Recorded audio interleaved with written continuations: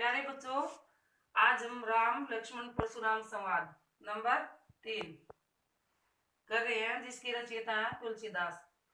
जब शिव के धनुष को टूटा हुआ देखकर परशुराम क्रोधित होते हैं और वो अपने वीरता की डींगे हाँकने लगते हैं, तब उनकी ऐसी वीरता घमंड भरी बातों को सुनकर लक्ष्मण मुस्कुराने लगे और कहने लगे, विहसी लखनऊ बोले मृद बानी।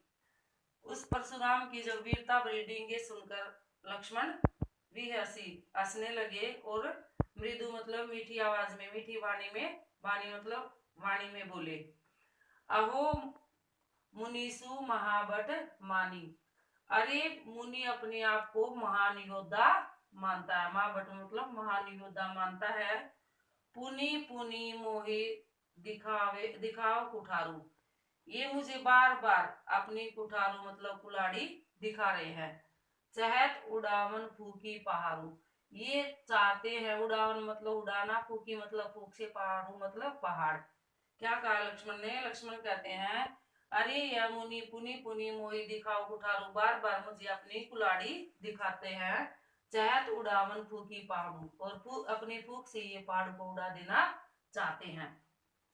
इहा कुंबड़ बतिया को नाही, जे तर्जनी देखी मरी जाए। क्या कहा लक्ष्मण ने? लक्ष्मण ने कहा, इहा मतलब यहाँ, कुंबड़ बतिया मतलब सीताफल के समान, को मतलब कोई, नाही मतलब नहीं है, जे मतलब जो, तर्जनी मतलब आपकी उंगली को देखी देखकर मरी जाए, जो तुम्हारी तर्जनी जो बड़ी उंगली है इसको देखकर मर जाएगा। देखी कुठारू सरासर बाना। लक्ष्मण कहते हैं कि देखकर क्या?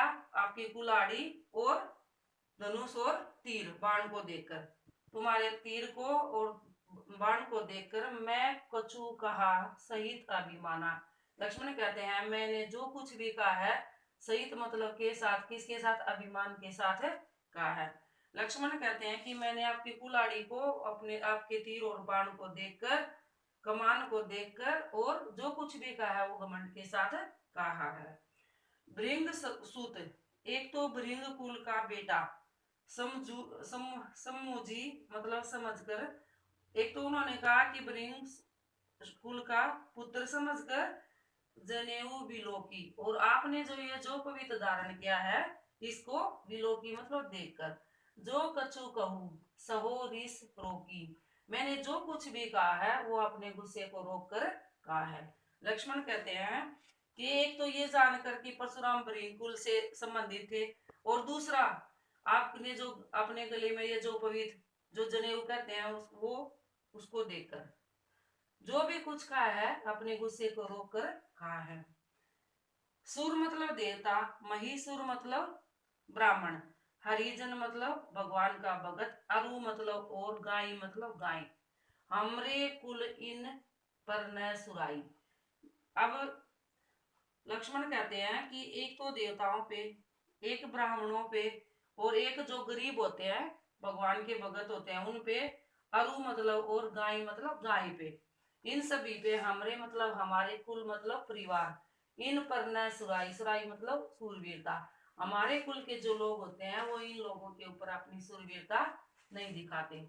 क्यों नहीं दिखाते वो आगे बताते हैं। बंदे पापू, एक तो हमें इनके साथ लड़ाई लड़ने से पाप होता है, दूसरा अपकीर्ति हारे, अगर हम इनसे हार जाते हैं तो अपयश भी होता है। मारतहु पाप परिहे तुम्हारे, वो कहता है फिर भी अगर आप मुझे मारोगे तो मैं आपके पैर ही पड़ूंगा।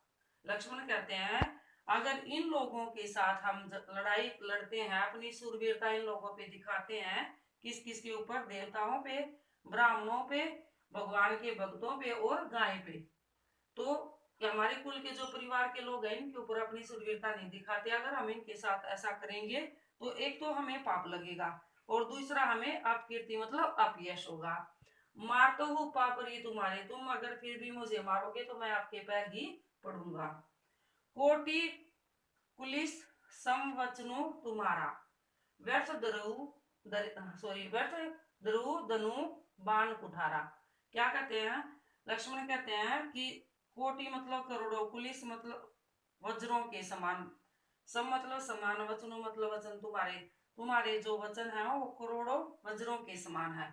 व्यर्थ दरऊ धनु बाण कुठारा, तुमने तो ये बाण और कुलाड़ी, व्यर्थ मतलब बेकार में धारण कर रखी है, अर्थात तुम्हारी जो वाणी है वही इतनी कठोर है कि उनके सामने तुम्हारे ये भी बेकार है।